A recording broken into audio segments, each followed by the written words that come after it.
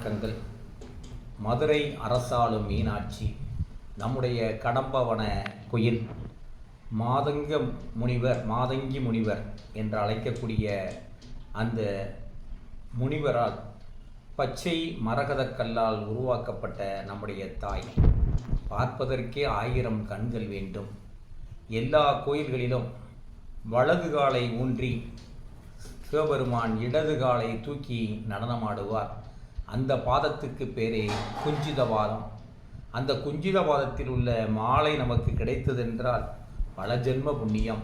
ஆனால் மதுரையிலோ இடது காலை எம்பிராட்டி அம்பிகையை மீனாட்சியை அந்த சொக்கநாதரையே சொக்க வைத்த மீனாட்சி தன்னுடைய காலை ஊன்றி அதன் பின் வலது காலை தூக்கி ஆடுவார். அது அம்பிகையினுடைய அருளாட்சி. மதுரையில் சென்று நாம் சொக்கநாதர் கோவில் எங்கிருக்கிறது என்று கேட்டால் ஒருவருமே சொல்ல மாட்டார்கள். மதுரை மீனாட்சி அம்மன் கோவில் எங்கிருக்கிறது என்றால் அத்துணை பேரும் சொல்வார்கள். கிட்டத்தட்ட ஒரு 100 ஆண்டுகளுக்கு முன்பு மதுரை மீனாட்சி அம்மன் கோவிலில் நந்தவனம் அமைக்கப்பட்டது.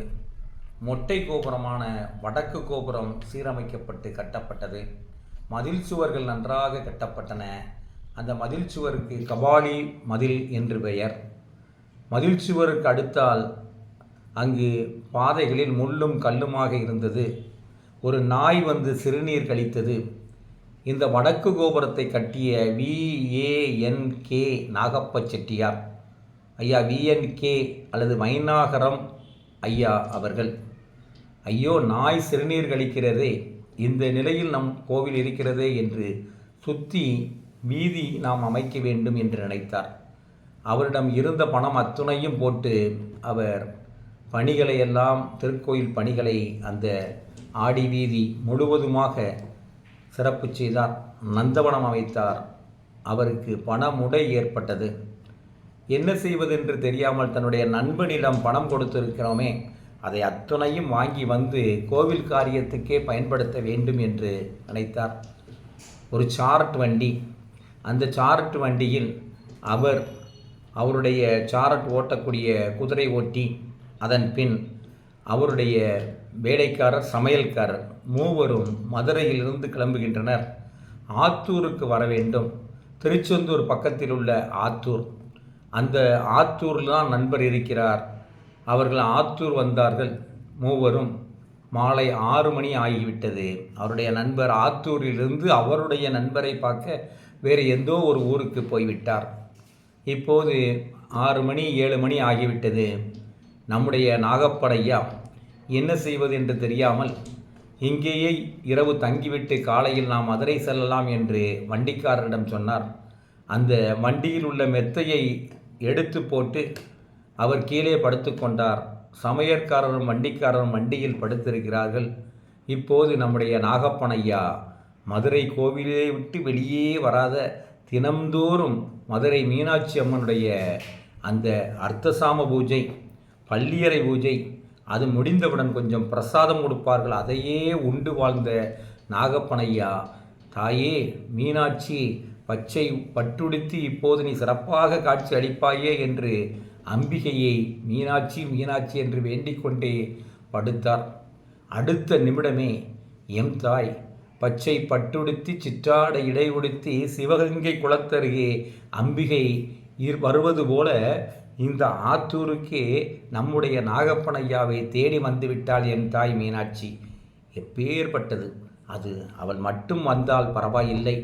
ஆனால் ஒரு வெள்ளி தாம்பலம், அந்த வெள்ளி தாம்பலத்தில் என் மகன் தினந்தோறும் பள்ளியறை பூஜை அர்த்தசாம பூஜை முடிந்தவுடன் சாப்பிடுவானே என்று அந்த வெள்ளி தாம்பலத்தில் பிரசாதத்தோடு வந்து நிற்கின்றாள். தாய் நினைந்தூட்டும் பால் நினைந்தூட்டும் தாயினும் சால பரிந்து. இங்குதான் நம்முடைய தாயினுடைய அன்பு, அருள், கருணை வெளிப்படுகிறது. அந்த வெள்ளி தாம்பலத்தை வந்து கொடுத்தால் நம்முடைய நாகப்பனையா தாயே தாயே தாயே என்று வணங்குகின்றார். 5 நிமிடம் அம்பிகை அந்த சின்னஞ்சிறு பெண்ணாக சிற்றாடை இடையாக காட்சி அளிக்கின்றாள். அடுத்த நிமிடம் கையில் தாம்பலம் இருக்கிறது. ஆனால் நம் தாயை காணவில்லை. ஆகோ, தாய் இவ்வளவு எனக்கு சிறப்பு செய்திருக்கிறாளா என்று அவர் அந்த வெண்பொங்கலை சாப்பிட்டு விட்டு சமையல்காரருக்கும் வண்டிக்காரருக்கும் கொடுத்தார். அவர்கள் என்ன நினைத்து விட்டார்கள், யாரோ போற வாரவர் இங்கு நமக்கு வெண்பொங்கல் கொடுத்திருக்கிறார், ஐயா சாப்பிட்டுட்டு மீதியை கொடுத்திருக்கிறார் என்று தான் நினைத்தார்கள். ஆனால் தாயே வந்து வெள்ளி தாம்பலத்தில் வெண்பொங்கல் கொடுத்தது அவர்களுக்கு தெரியாது. மறுநாள் வெள்ளனையே என்று சொல்லுவோமே, அந்த காலையிலேயே வண்டியை எடுங்கள், நேராக மதுரை போவோம், என் தாயை நாம் பார்க்க வேண்டும் என்று வேகமாக வண்டியை விடுகிறார்கள். அங்கு ஒரு கல்தூணில் பரிசாக்காரன் என்று சொல்லக்கூடிய சமையல்காரனை கட்டி வைத்து கோவில் நிர்வாகிகள் கோவில்காரர்கள் அடிக்கிறார்கள். எதற்கென்றால் ராத்திரி வெள்ளித்தாம்பலம் இருந்தது, அதில் வெண்பொங்கல் இருந்தது. அந்த வெள்ளித்தாம்பலத்தை எங்கே எங்கே என்று அடிக்கிறார்கள்.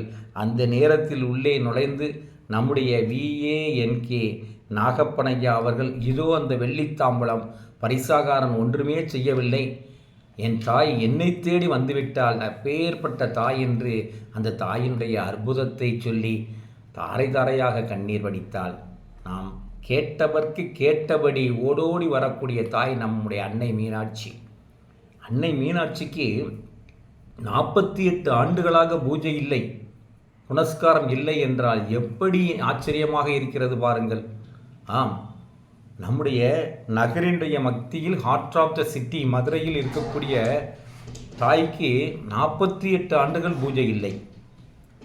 எப்படின்னா, மாலிகாபுர் அவருடைய படையெடுப்பு வருகிறது, எல்லா கோயில்களும் இடிக்கிறார்கள், கொள்ளையடிக்கிறார்கள், கொலை செய்கிறார்கள் என்று தெரிந்தவுடன் 5 சிவாச்சாரியார்கள், நாம் இங்கு சத்தியம் செய்வோம், இந்த கோவிலுக்கு முன்பாக ஒரு கல்திரை ஒன்று கட்டுவோம், கோவிலுக்குள் சிவலிங்கமும் மற்ற எல்லா பொருட்களும் எப்படி இருக்கிறதோ அதே போல் அந்த கல்திரைக்கு முன்னால் சிவலிங்கம் அமைப்போம். அந்த அமைக்கக்கூடிய சிவலிங்கத்தை எங்கும் யாரிடமும் நாம் சொல்ல மாட்டோம் என்று 5 சத்தியம் பண்ணி சேர்ந்தனர். அந்த காலத்தில் அப்படி ஒரு பழக்கம் இருந்தது. இடுப்பில் கட்டி கொண்டாது என் சிவலிங்கத்தை காப்பாற்றி தீருவேன் என்று ஊராக ஓடி அலைந்தனர்.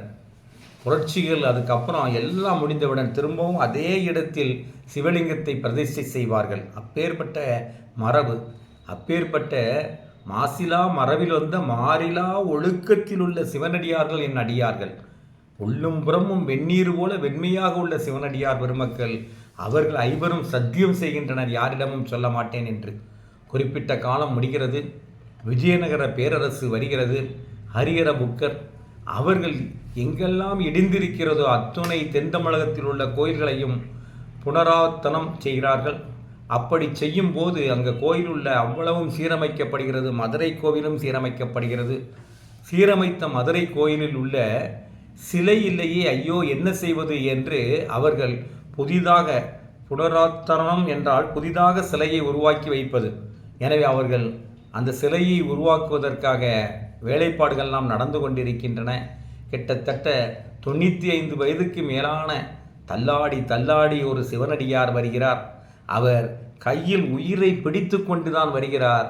நம்முடைய விஜயநகர பேரரசுடைய தளபதிகளிடம் வந்து சொல்கிறார், ஐயா ஐயா, நாங்கள் 5 பேர், நாங்கள் சிவனடியார்கள் 5 பேர் சிவனுடைய இந்த கல்திரைக்கு பின்னால் வைத்துவிட்டு சத்தியம் செய்து ஆங்காங்கே சென்று விட்டோம்.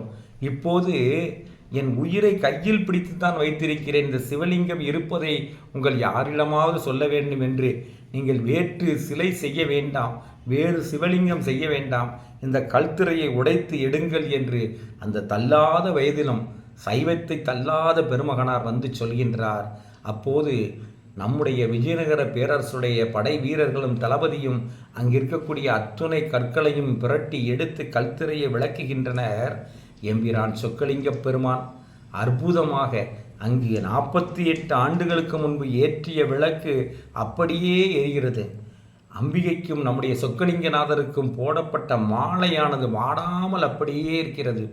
அவர்கள் மீது பூசப்பட்ட சந்தனமானது ஈரப்பசையோடு அப்போது பூசிய சந்தனம் மாதிரி இருக்கிறது. வாசம் அவ்வளவு வாசம். ஆக 48 ஆண்டுகளும் கல்திரைக்கு பின்னால் இருந்தாலும் நம் சைவத்தை, நம்முடைய சிவனடியாரை அந்த போற்றிய பெருமை, காப்பாற்றிய பெருமை நம்முடைய சொக்கலிங்கத்திற்கு சாரம். 48 ஆண்டுகள் உயிரை சிவனடியார் உயிரை கையில் பிடித்து அந்த கர்த்திரைக்கு பின்னால் சிவலிங்கம் இருக்கிறது என்பதை பறைசாற்றுவதற்காகவே இருந்தார் என்றால் நம்முடைய சைவம் எப்பேற்பட்ட சைவம், மேன்மைகள் சைவ நீதி, நம்முடைய நீதி. அப்பேற்பட்ட சைவத்தை தலைவணங்குவோம் என்று சொல்லி மீனாட்சி அம்மையினுடைய அற்புதங்களை தொடர்ந்து சிந்திப்போம் என்பதை கூறி உங்களிடமிருந்து விடைபெறுவது உங்கள் பொதிகை பாரதி கண்ணன். நன்றி.